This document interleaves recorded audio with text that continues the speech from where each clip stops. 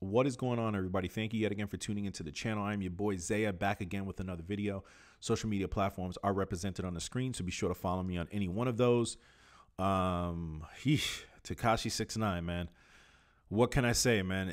This guy is a real live motherfucking soap opera, bro. Every day it's something different.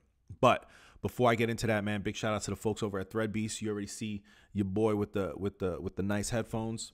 They sent me these headphones. They're actually pretty dope, man. The sound quality on them is pretty good. So Urban Ears, really nice headphones. I appreciate the people over at Threadbeast. Shout out to them. Whew, what can I say, man? Tekashi 6ix9ine's former manager Shotty reveals that DJ Academics is the snitch for the feds. Now, you know, there's so much content and there's so much happening on a daily basis that it's just kind of hard to kind of keep up with it all. So I want to go ahead, before I even get into what we're looking at on the screen, I want to take a few minutes to kind of break this bitch down in my thoughts. All right. And this is where I'm at. And I'm not the biggest Tekashi fan, so there may be parts that I'm wrong. If you guys have more information, it's your duty to get down in the comments. Get the roasting. If I fuck this shit up, nigga, hit me with it, man. Don't hold back, all right? We going there today. Tekashi 6ix9ine. This is a young man out of Brooklyn. I think that when he first started, he was more into, there's like a particular term for it, when you take rap and like really heavy, hardcore metal, heavy metal, and you mix it. I forgot what that name is, but I feel like that's sort of the lane that he was in when he first started. And I think that he devised a plan. Now, before I say he devised a plan, I don't think he devised a plan to what it came out to now. The Tekashi you know now, I don't think he ever foresaw that happening. But when you're running in the streets and you're doing the rap thing and you're doing shows and stuff like that, like, you eventually have to get some sort of security. And a lot of artists go out and hire security. I think Tekashi's situation was more so growing up in a neighborhood where he might have saw these gangs operating in the neighborhood. He might have been cool with a few people on the gang or affiliated with the gang. And the idea came about to have that gang back him. Now, again, I'm spitting off the hip on this bitch, so let me know if I'm wrong. I think that eventually Tekashi and Shotty meet. Whether they knew each other in the past, whether they, whatever the case may be. I think I've seen an interview where Shotty said that he knew of 6ix9ine. 6ix9ine was from that neighborhood, and whatever the case may be. But I think 6ix9ine, if you ask me, approached Shotty and was looking for some sort of backing, some sort of crew to run with him, or at least some sort of presence so that he could take that and put that on the screen. Our screen, what you're looking at, what we look at on a daily basis, social media. I'm very sure that Tekashi knew that the social media aspect of it would help him.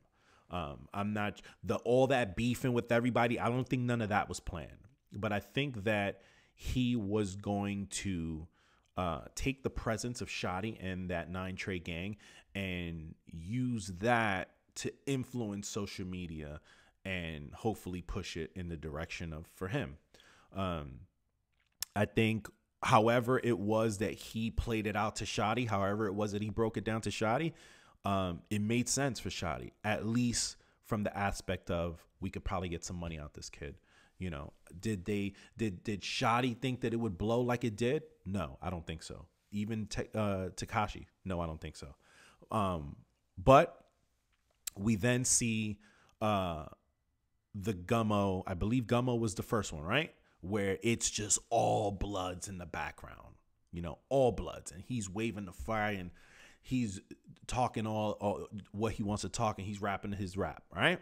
So I believe I saw an interview on No Jumper with Adam 22 where he said something about that when all this first started popping off, there was a lot of blood gangs or higher authorities or whatever that reached out to Shotty and let Shotty know that what he was doing, it wasn't right. Like, that the kid wasn't really representing the gang the way the gang should be represented. And, you know, money will always make niggas act funny. I think that Shotty still saw the potential to make money.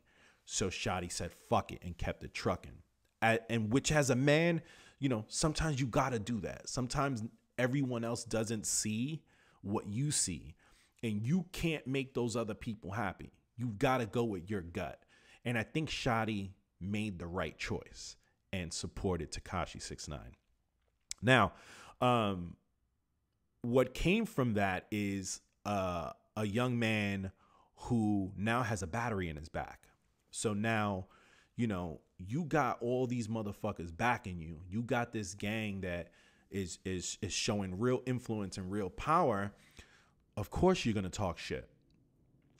Now, again, I'm not 100% with this man's career, but the majority of the beefs that Tekashi has had, I'm almost certain Tekashi has not started.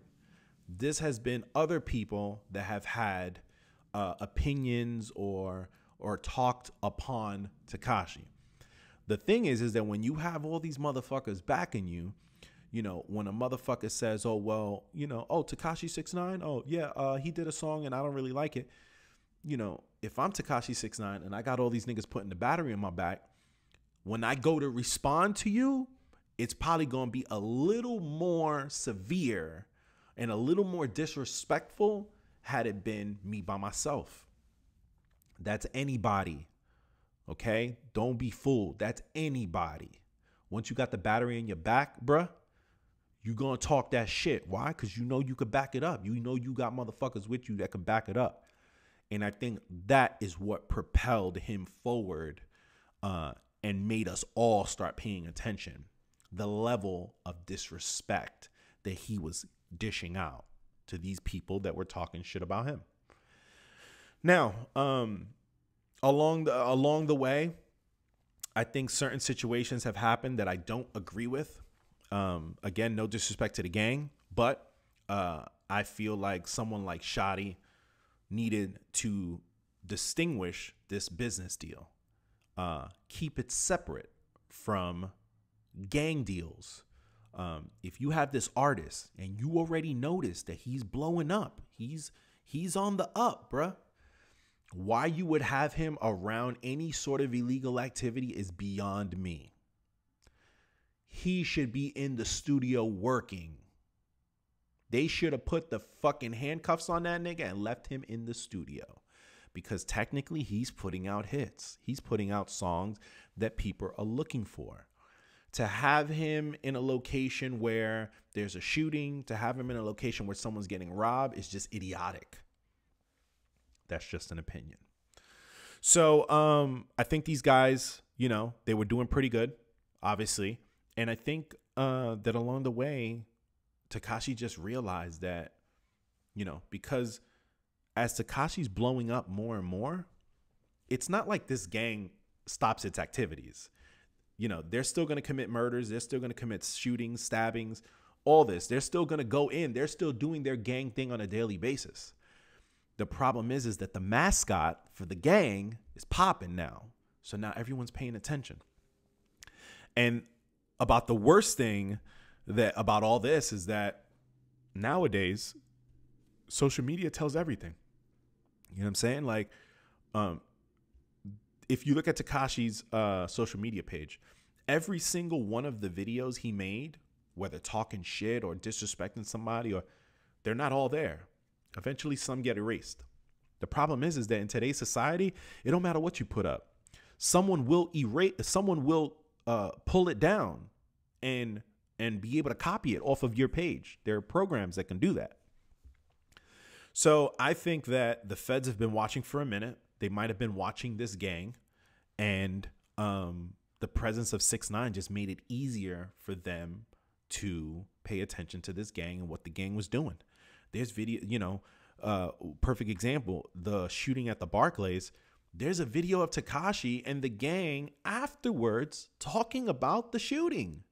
You know what I'm saying? So I think that the recent Breakfast Club interview that we saw with Tekashi 6ix9ine was already working its way down. We were already seeing signs that Shotty wasn't around as much as before. And I think what happened was that Tekashi started realizing that he was blowing up.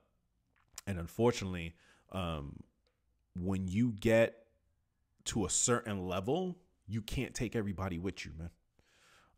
You got to start getting rid of niggas as liabilities. And Shotty and that gang as a whole was a liability, because now, you know, everything that you do can be now associated with me because I run with you guys. And not to mention social media don't help, because you in fucking pictures and videos with these motherfuckers all the time. So I think he finally, Tekashi started finally realizing his worth. And, you know, there was a lot of talk on the Breakfast Club about money being stolen, but there were a lot of, I feel like, names that were being used that may not have been the right names. And again, this is just me shooting off the hip. I think what it was that Shotty and them was controlling the money coming in, and Tekashi realized that he wasn't getting paid as much as he should be. Again, you guys are just a protection. That doesn't mean that you guys get paid more than I do if I'm the artist. You know what I'm saying? So I think that's where the disconnect happened. And then that's when we saw the whole, getting rid of his crew. He fired everybody. He did the Breakfast Club interview where he's throwing a little shade at Bloods or certain Bloods. And and I think some of that shade was thrown at Shotty and Mel Murda and the 9 Trays. And, you know, and the thing is that at the end of the day, Tekashi is an artist, man. You know, he's an artist. Now, remember, a lot of people approached Shotty and told him, hey, what you doing is fucked up, because he's not really representing the way that he should. And the reason for that is because he's an artist. It's almost like a movie role, you know. I think Tekashi took on this role because it made the most sense on how he would propel the career. He rapped about the gang lifestyle.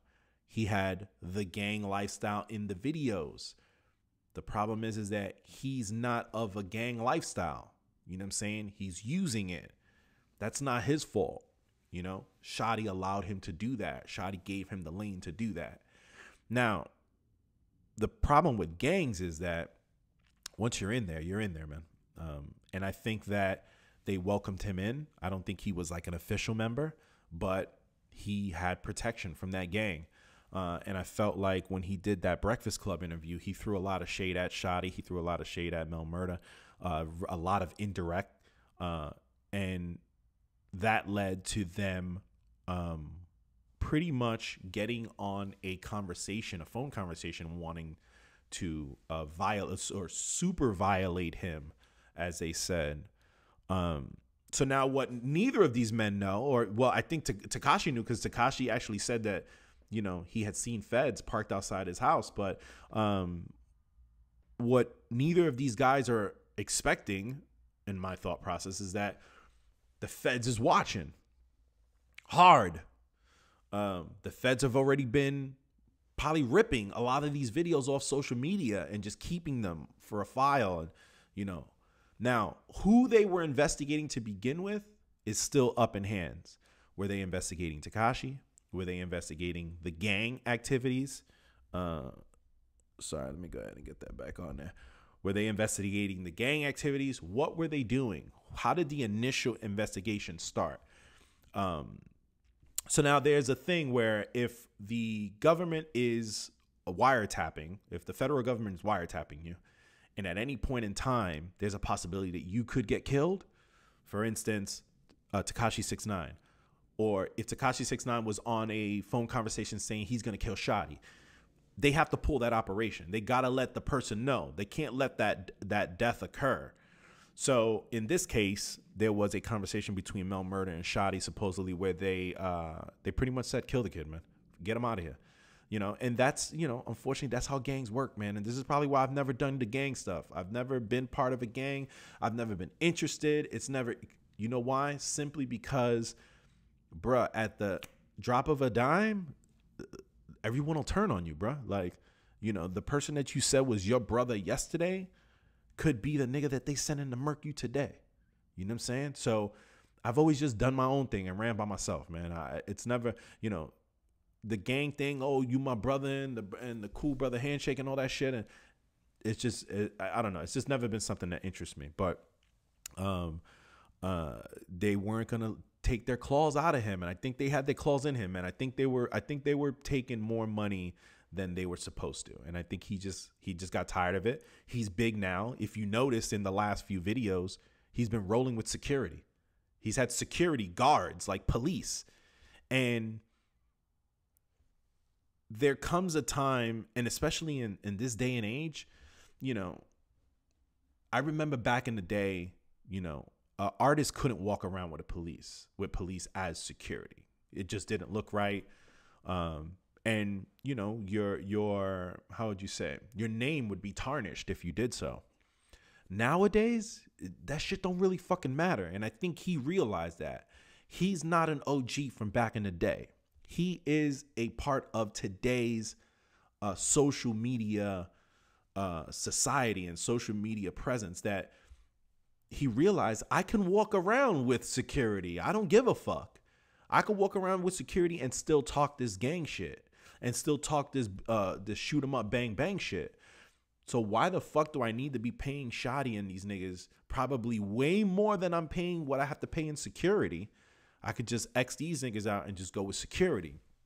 The problem that he forgot is that, you know, that's a real gang, and they weren't just going to let you just roll out, nigga. Like, you don't get to just come and then use us and then dip. So I think that's where everything went haywire. So the feds pull the investigation, pull all these niggas out the field. Now all these niggas is sitting in court. So now, super long. I just wanted to get that off. Let me know if I'm right. If I'm right, you think I'm right, cool. Let me know. If you think I'm wrong, tell me where you think I'm wrong at. What is your opinion? So now we're talking about this right now. So in the last few days, they've been talking about that there's an informant. There's been an informant. There's been someone that has been in the gang that has been cooperating and giving information. And no one knew who it was. A lot of people saying 6ix9ine is going to snitch. Now, let me tell you something real quick. 6ix9ine snitching. If there's no real easy way to say this, but he probably should snitch. Again, he's just an artist. All that shoot 'em up, bang, bang shit, that is for the sake of entertainment. Plain and simple. The problem is that representing that gang lifestyle, shoot 'em up in the bang, bang, you had the battery in your back. So you've been talking shit to all these people, bro. So now without these bloods that have been backing you, you've got a target on your fucking head. Everybody wants to fucking get at you, bro. Everybody. So we have now 6ix9ine's former manager Shotty is now saying that DJ Academics is the informant. That the informant this whole time has been Academics. And this shit has just taken a turn for the worse, because Academics is also a new age person, just like 6ix9ine. Okay? These are people that don't claim a gang lifestyle, such as Academics. Academics is a content creator. That's it. Excuse me. People are saying, oh, well, you know, he shouldn't report on this, and he shouldn't say that, and he shouldn't say this. When you're a content creator, everything is up for grabs. Everything that, you know, you're creating content.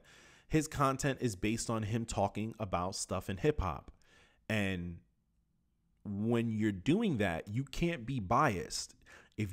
This is probably why Academics is so way ahead of everybody else, because he has been able to continue in putting out that content without having to take anyone's side. You know, a lot of people have said, oh, well, he said that he's friends with Tekashi, and why would he put this out, and why would he put that out? And bruh, you have to, if you're a content creator, you can't have boundaries, bruh, especially if you want to be the best.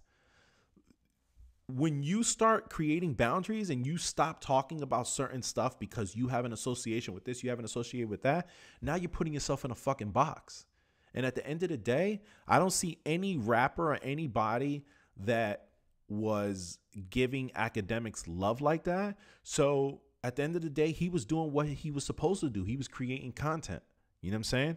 So now, again, going back to this, Shotty is now saying that the informant is academics. Everyone's podcast that I'm seeing, everyone's videos that I'm seeing, everyone is now saying should academics get arrested, which is insane. You know, how this whole situation is dragging everybody down. So now, if you're reading here, Shotty's saying that he told it, so Shotty and his lawyer are saying that the feds have pressed academics with an obstruction of justice charge that could carry a minimum of 5 to 10 years. Now, this is without question. Academics ain't going to go to jail, bro. Academics is going to snitch, bro. Whether he's the informant or not, he ain't going to go to jail, bro. He ain't built for jail. He says it himself. He ain't about that street life, nothing like that. He is simply a content creator. He is simply commentating on what's going on in his surroundings. So the feds supposedly have used academics' Instagram account against 6ix9ine, and now they're saying that the relationship with 6ix9ine is what led to 6ix9ine getting rid of Shotty. Let's go ahead and scroll. Shotty's also telling people through his lawyer, academics was the one who got in 6ix9ine's ear, which forced him to fire Shotty and other Treyway members from his music management team. Shotty and his lawyer promised that academics' name will be released soon in court documents proving their claim that academics is the snitch. Do you think this is true? It's funny too, because someone sent me this post and they sent me the perfect screenshot, because as you can see, academics his response is right there. Talking about this is wild, irresponsible, and a bunch of other stuff. But the thing is that is academics the informant that they've been talking about? They're saying that the informant has access to video of them doing particular things. And I think it's just a matter of finding out if academics was present during some of these altercations and situations. Now, the whole Complex Con situation with 6ix9ine, academics was present. But was he present on like days like the shooting at the Barclays and other things that are being related to 6ix9ine? So now 6ix9ine is being charged in a case with RICO, with the RICO law, however that works, where all they have to do is prove that you're associated with the gang. Now, I want to go ahead and wrap it up. I want to get you guys' comments down below. Definitely leave comments. Let me know. We're going to keep talking about this shit, man. I might bust out another video later. We're going to keep touching on this. This shit is soap opera news, bro. This is the new soap opera. This is what everyone wants to talk about. And don't get me wrong, bro. I want to talk about it too, man. This shit is fucking interesting. This shit is getting really, really interesting. Really interesting. Beyond. You know what I'm saying? This is better than fucking going on TV and watching shit on TV. So now what do we think, man? We think academics is the informant, or is academics a separate person that's telling? Because academics gonna tell. And 6ix9ine, in all honesty, this is one thing. And before I wrap it up, I definitely got to touch on this, man. This has been coming out of a lot of people's mouths. Everybody keeps saying the same thing, that there is an actual possibility that 6ix9ine could snitch, tell it all, get off, and continue to make music. And the thing is that I agree.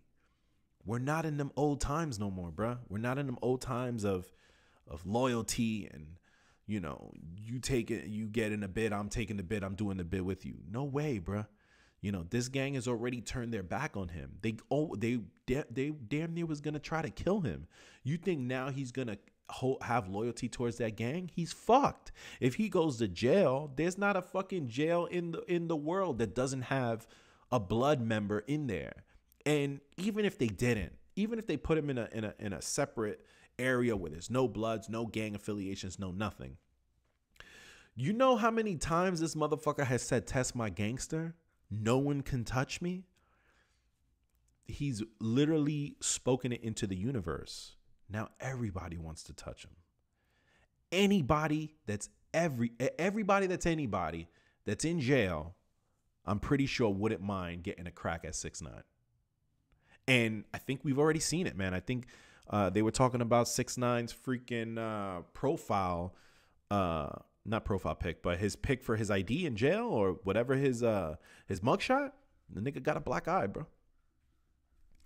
I don't know, man. Get down below in the comments. Let me know what you think, man. This is definitely this one's crazy, man. I'm looking forward to seeing how this plays out, man.